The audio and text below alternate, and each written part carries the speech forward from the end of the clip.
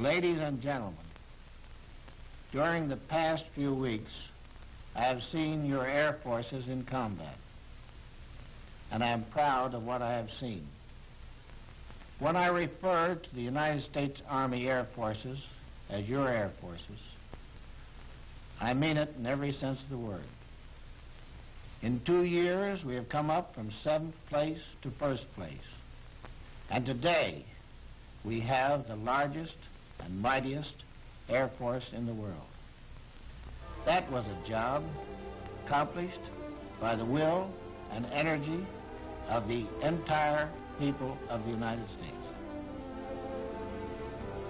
It was accomplished by our young men who left their peacetime pursuits to become pilots, bombardiers, radio technicians, gunners, by those who operated our great commercial airlines. It was accomplished by American labor, by the veterans, the newcomers, by actors, welders, typists. We welcomed anyone who was skilled, and we were grateful to those who willingly forgot their usual Sunday afternoon drives. The building of our Army Air Forces is a great achievement of a democratic people and a democratic government. Many facts have been withheld in the past for reasons of military secrecy. Some of these facts can now be given as a record of your achievements, as a report of what you have done and are doing. Every American can well be proud of this record.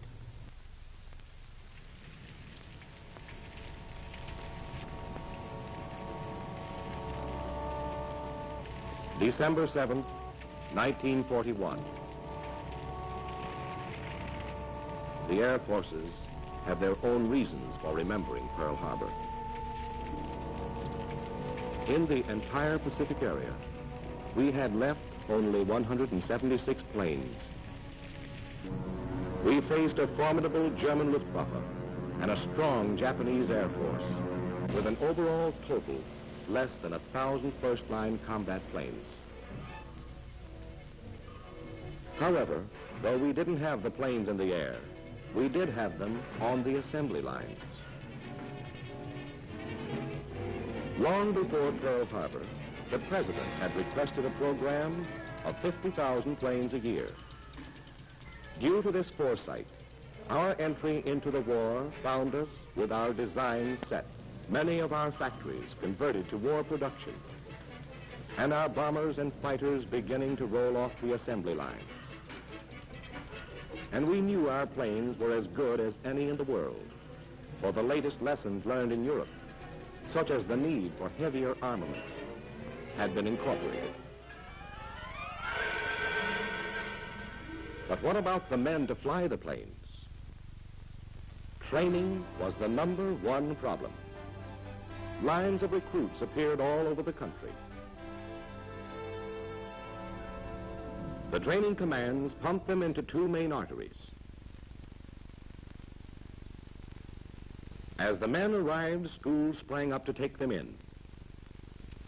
Air cadets went through a variety of schools preparatory to flying, while future ground crews learned 100 different trades. Some ground men volunteered for flying jobs. Others became officers. Flyers went on to the airfields, while gunnery training was given to bombardiers, navigators, and other potential crew members. Gaining constantly in skill, individually trained men from 1,000 schools poured on schedule into the operational training units. Here at last, they become units of air power. This program keeps aloft in the United States every day more than 120,000 men.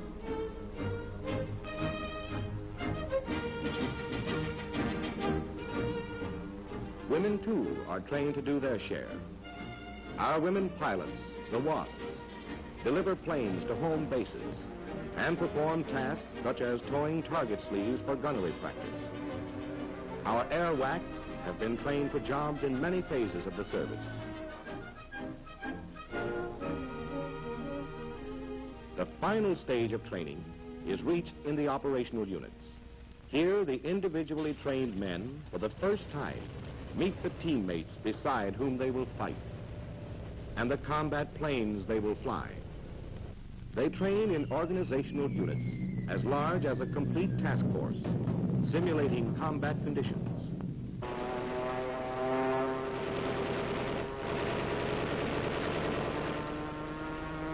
At the Florida Tactical Center, officers back from duty overseas bring new problems, new frontline techniques to be worked out and taught. Some of the refinements of skip bombing were developed here. With a modified gun sight at low altitude, the pilot shoots his bombs into the target and takes evasive action. In a few weeks, this dummy target will be an enemy tank.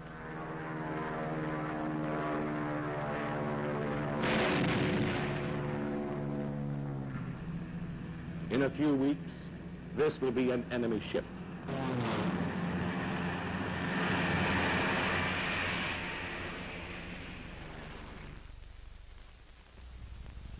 When ready for combat, the individual bomber team is already part of a larger team called a squadron.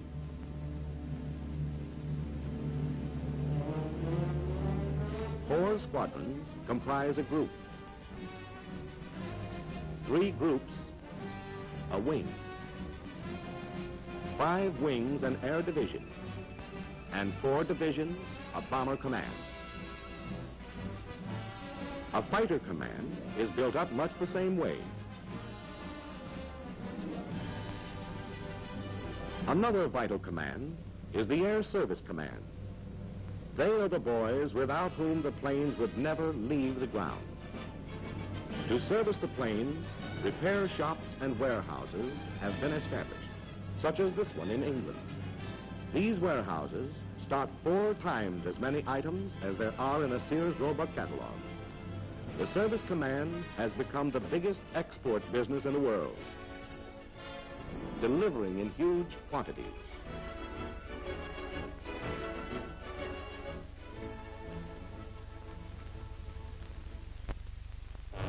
This damaged fortress, Stella, is typical of the planes that come back from a mission badly in need of the Air Service Command.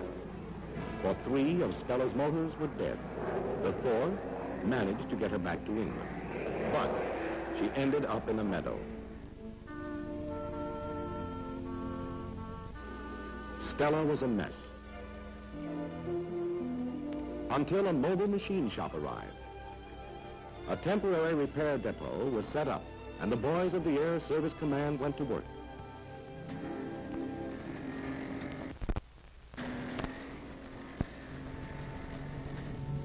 After a few days, it began to look as though Stella might use a runway again, so bulldozers were moved in.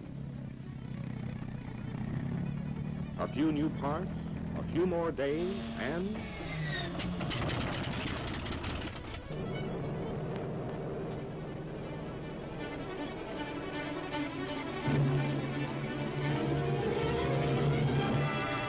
she flew again, ready to fight again. Thanks to the Air Service Command. The 3 commands are the backbone of an overseas air force. This is a global war. To understand the extent of our air operation, we must take a global point of view. You're looking at the world spread out from the North Pole. Today we have 15 air forces, all joined together by the network of the Air Transport Command. 110,000 miles of regularly scheduled routes, 4.5 times around the world. Over these routes, the ATC ferries planes from factory to front. It transports key personnel and delivers supplies at the rate of 10 million miles a month.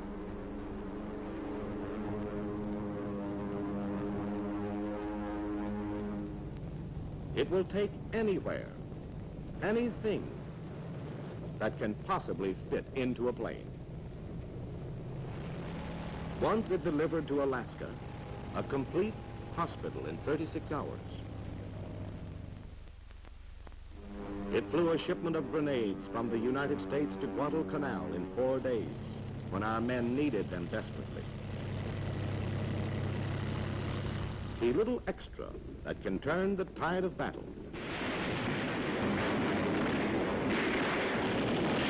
This is the daily mission of the Air Transport Command.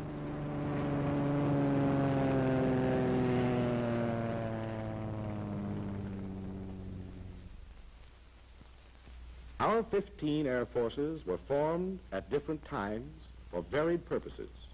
The first 4 were the backbone of our development. The 1st and 4th defended our coasts. The 2nd and 3rd were training forces. 11 are in action overseas. 14 bombers were the nucleus of our 1st Combat Air Force. They had escaped the Japanese drive on the Philippines. Out of bombs and ammunition, these battered early model fortresses headed for Australia, evading the swift Japanese expansion over the islands of the Pacific. This was the beginning of our 5th Air Force. The 5th is a self-made Air Force. At the start, it had to improvise with whatever facilities happened to be available in the area. Nevertheless, within 3 months, it had joined the Navy in the Battle of the Coral Sea.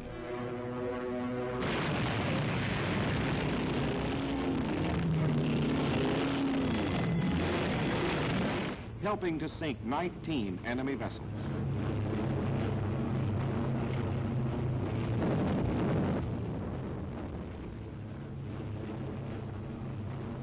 Some months later, a B-24 on reconnaissance located a column of Japanese warships moving through the Bismarck Sea toward New Guinea. This was the 5th's big chance. Every available plane was sent into action.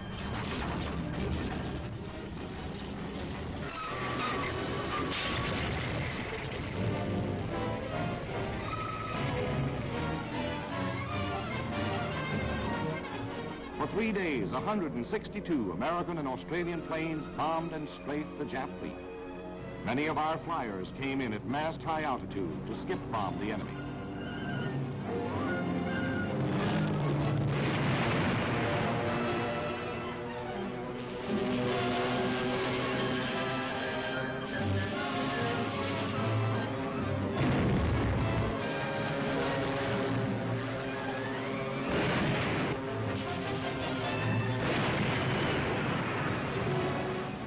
At a cost of only 6 of our planes and 13 of our men, the convoy was smashed and an entire division of Jap troops wiped out.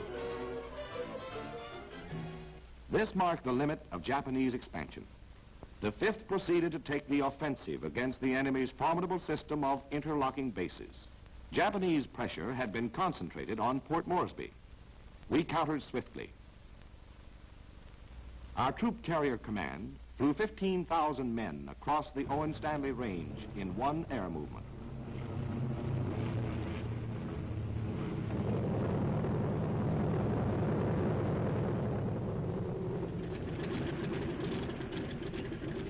Then kept them supplied with more than 2 million pounds of food and equipment a week. Guns were moved in, and the wounded evacuated on the return trips.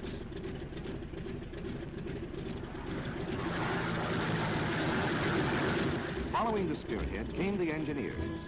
Sometimes they had equipment, sometimes they improvised. Whatever their tools, they built airstrips out of the jungle in record time. From these advanced airstrips, the 5th was able to strike deeper into the Jap perimeter. Rabaul.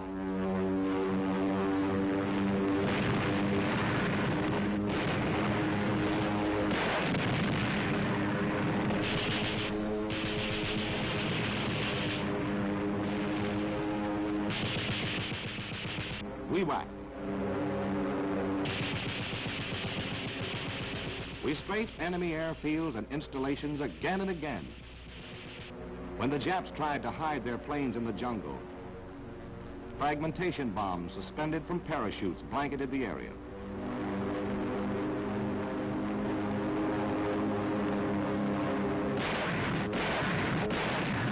The 5th has destroyed over 1,500 enemy planes, 400 of them at WWII alone. Our air superiority in the Southwest Pacific has been definitely established.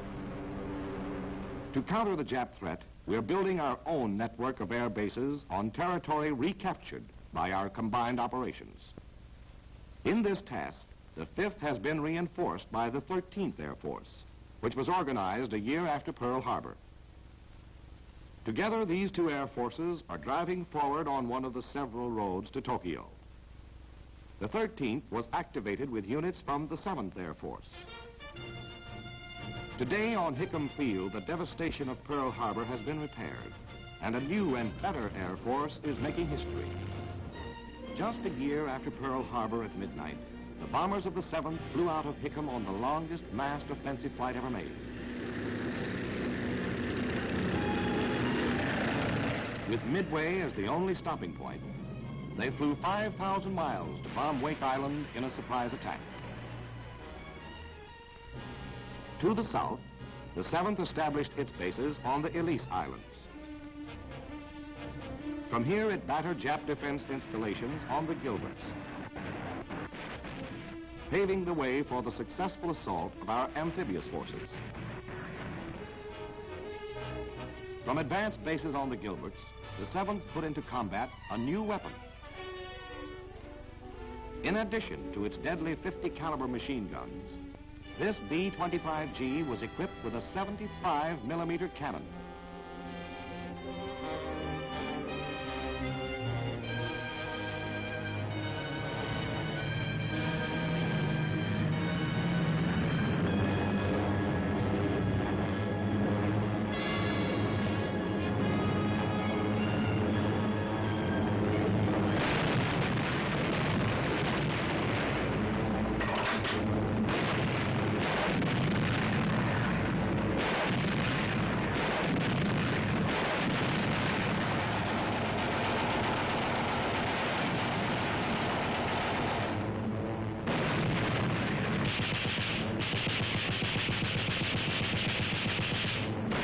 Saturated by the firepower of the 7th and of the Navy, another impregnable stronghold was taken by our armed forces. The 7th is opening up another approach to Tokyo. While the 7th was being built, the Japanese threatened in the north. In a surprise assault, they seized and fortified Kiska. We rushed planes to the 11th Air Force in the Aleutians. Finally, the Japs were squeezed out. From here, we have bombed Paramushiro, Japan's northernmost naval base. The 11th represents a third road to Tokyo. Many of the planes that were rushed to the Aleutians came from Panama, where our 6th Air Force has defended the Canal Zone. The 6th has patrolled the Caribbean for submarines and guarded the sea routes to Africa and Europe.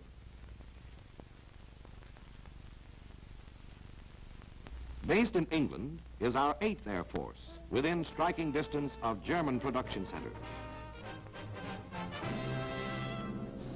Germany's highly developed industries are the mainstay of her war effort.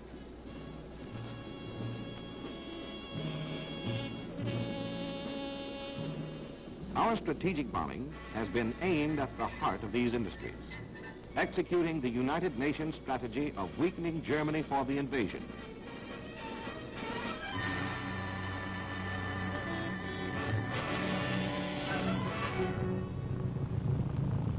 Precision bombing by daylight has been the American contribution.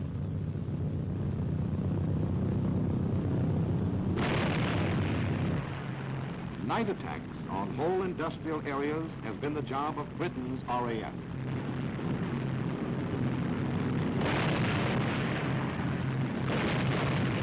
This double blow has raised havoc with German war production. German defenses have had no rest under the 24-hour offensive.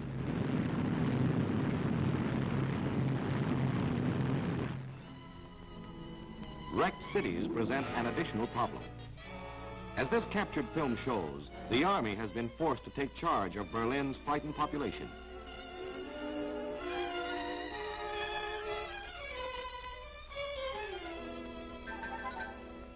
Manpower and resources have been diverted to necessary repairs.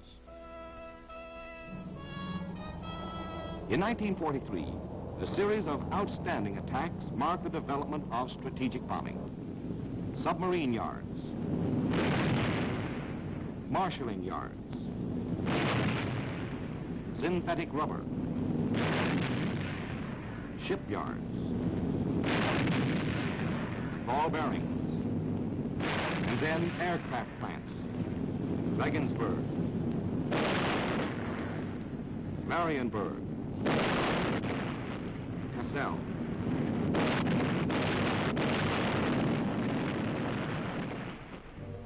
Today, the huge missions over Europe must be carefully and elaborately planned.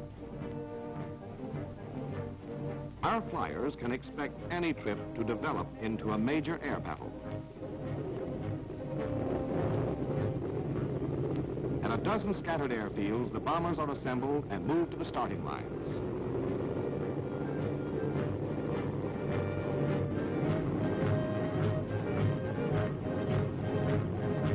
Takeoff time.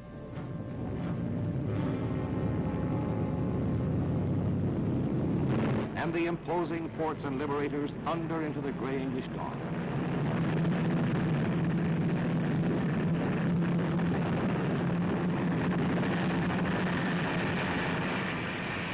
They take off on split-second schedule. But war in the air is so swift that a few moments' error may mean a missed rendezvous.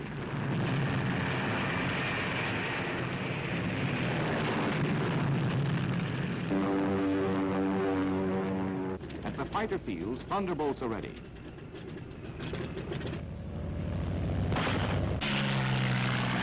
They set out to meet the bombers, followed by twin-engine lightnings. The two groups make rendezvous over the English Channel. And with the fighters patrolling the skies around the bomber formation, the Air Armada moves into enemy territory.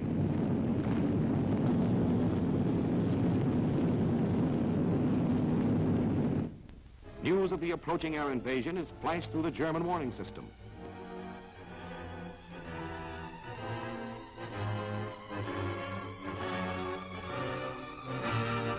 Coastal anti-aircraft batteries fill the skies with high explosives.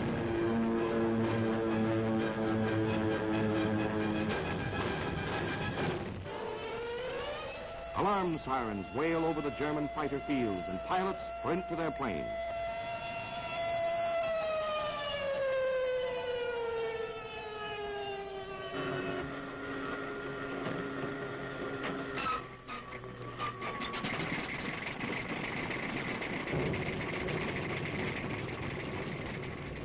In a few minutes, deadly Focke-Wulfs and Me-109s are on their way to challenge our men and planes.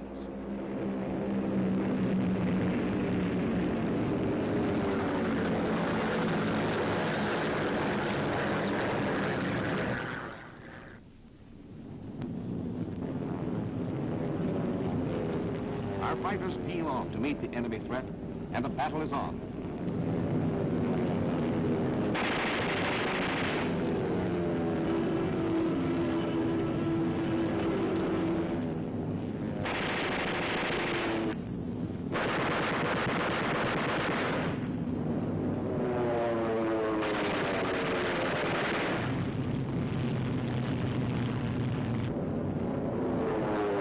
Some of the enemy interceptors are blasted out of the battle zone. Despite opposition, the bombers push on deeper into enemy territory, their progress mapped by vapor trails. In formation, the bombers can lay down a deadly pattern of protective fire.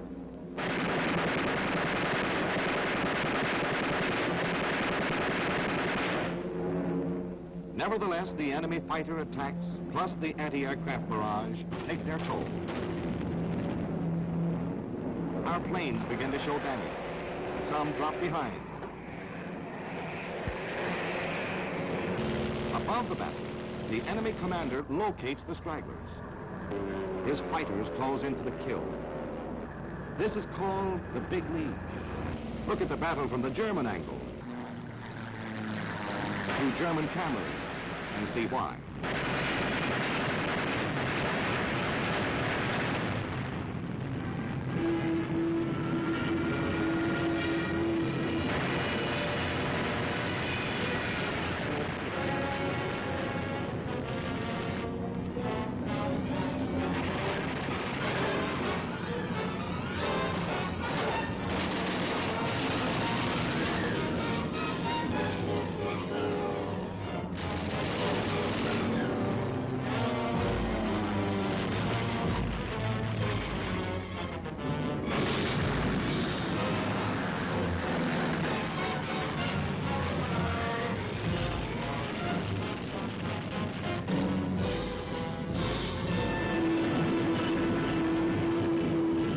The main body of our formation closes in on the target.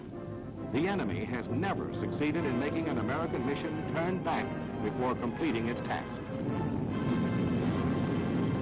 Despite the threat of sudden, violent death, our flyers stick to their jobs until the bombs are away.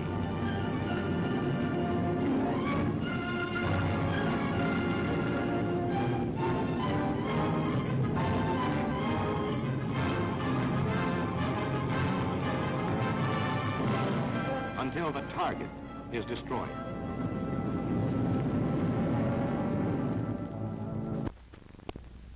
While the 8th hammered Europe, a new Air Force, known by the code name of Junior, had been activated.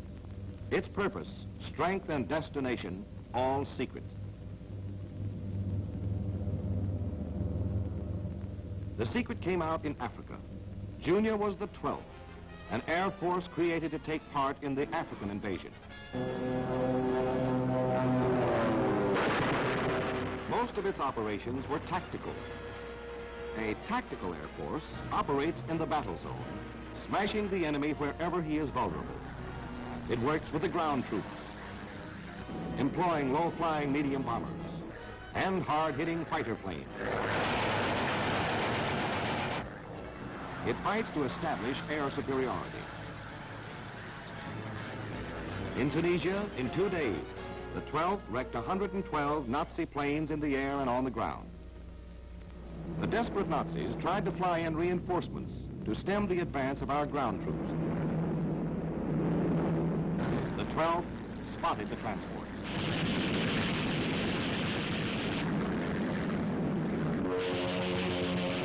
No reinforcements arrived.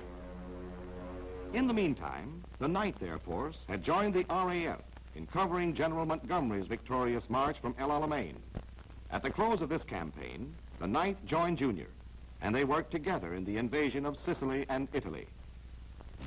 In amphibious landings, the foot soldier has to carry out one of the toughest and most dangerous of all combat assignments. Air cover is of supreme importance, both to his morale and to the success of the operation.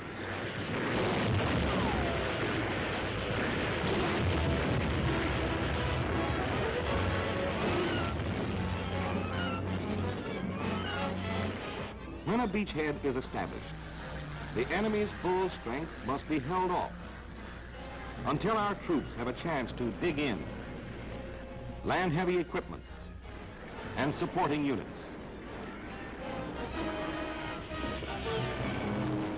The tactical air power of the 12th and the 9th accomplished this in Italy. Our planes riddled the enemy's communications.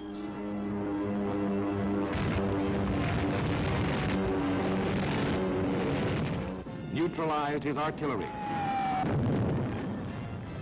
shot up his troop train, and stopped his tanks. Because of recent developments, the 12th has moved its headquarters to Italy. The 9th is in England for current operations. And our newest Air Force, the 15th, has moved into Africa. With this distribution of air forces, tactical coverage can be provided for any presently contemplated land operation. From its bases in Africa and Italy, the 15th can carry out strategic bombing over the whole of southern Europe. While from England, the 8th can plaster northern Europe. Together, they cover Hitler's entire fortress. There is no corner of his stronghold that cannot be reached by the crippling blows of strategic bombing. Our remaining 2 air forces have operated on the other side of the world, in India and China. Japan's unwarranted campaign of aggression began 13 years ago.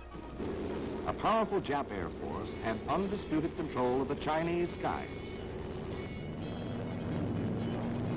These were happy days for the Jap flyers.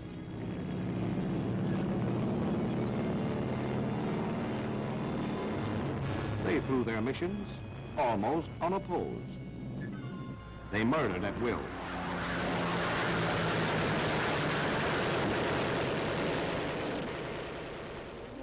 But in 1941, while America was still at peace, some visitors arrived in China.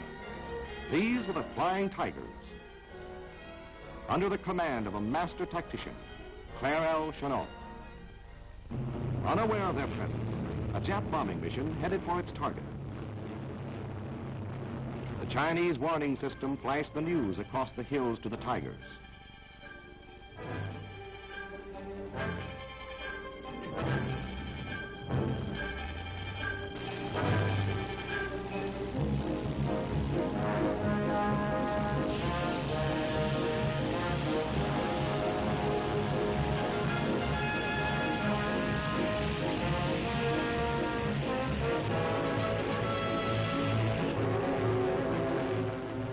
Tigers climbed high as the enemy came on unsuspecting.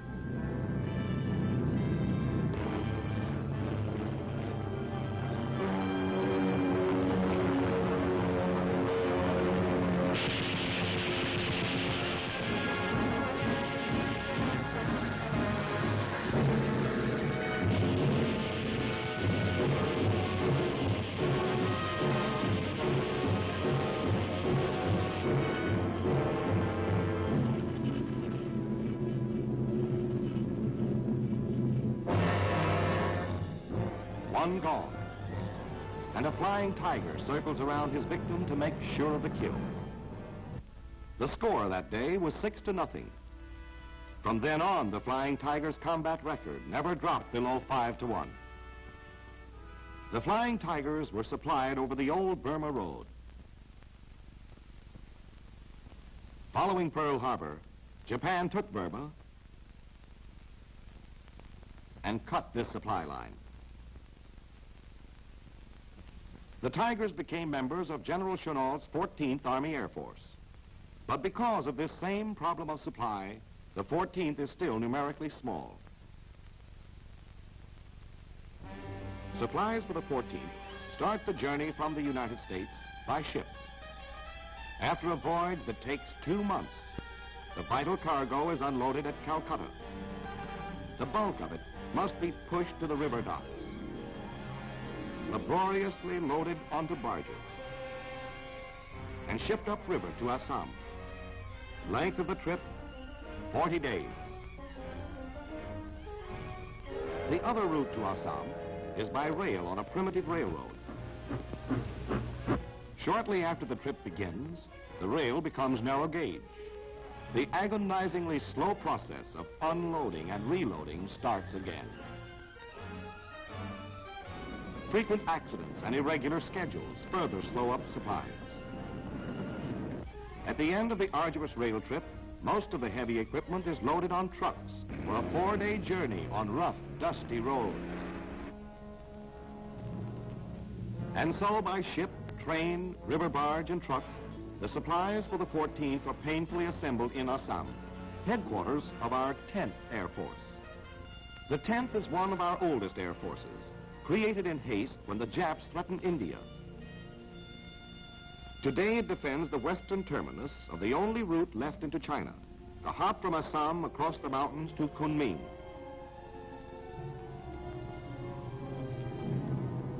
The last leg of the trip is known to the pilots as going over the hump. The trip is as dangerous as any combat mission. Most of the time, the weather is so bad that the pilots have to make the 17,000-foot mountain passes on instruments. If they veer south, they drift into Jap-held Burma. North, into 22,000-foot peaks. The crews of the Liberators must ferry in their own bombs, gasoline, and everything else.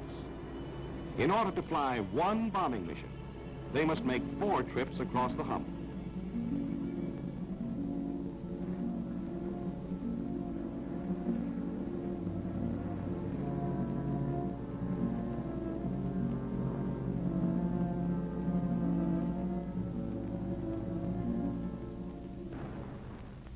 Finally, the bombs, the gas, the tires, the food, the cigarettes, the 1,000 things our flyers must have, arrive at Kunming.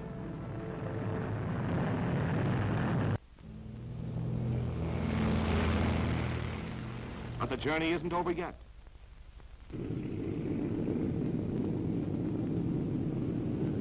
There's one more leg into enemy territory. Hong Kong is the objective on this mission. The bombs are finally away.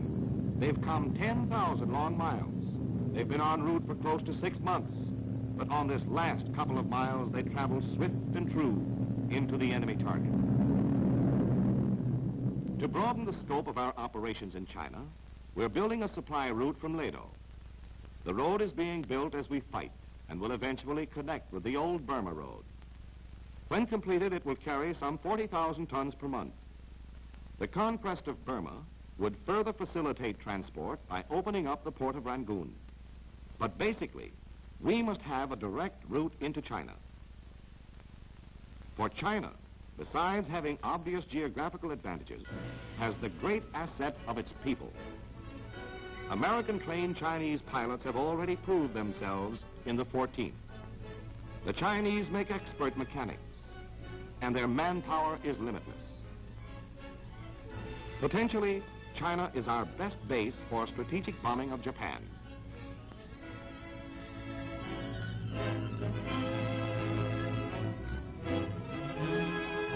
We've struck at the enemy's defenses from every side. We've had some success, but Japan is still far away. For our 15 air forces all over the world, 1943 was a year of great achievement. We flew more than 350,000 combat sorties, but in 1944, we will fly an estimated 1,500,000 sorties. Over 4 times as many as last year. In 1943, we dropped nearly 200,000 tons of bombs on the enemy. In 1944, we will drop an estimated 700,000 tons, 3.5 times as many. In 1944, our strength in every category of air power will decisively outclass the enemy. As our military power grows, Germany and Japan are placing increasing reliance on non-military factors to avert their defeat. They realize the vital importance of our production during the tough year ahead. They're counting on their theory that a democratic people is too undisciplined to maintain the terrific production pace we have set.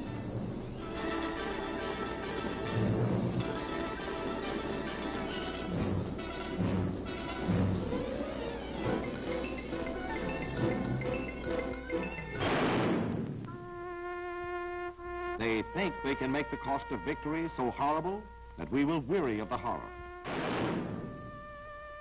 We in the Air Force know the price of victory. Every battle takes its toll of our planes and men.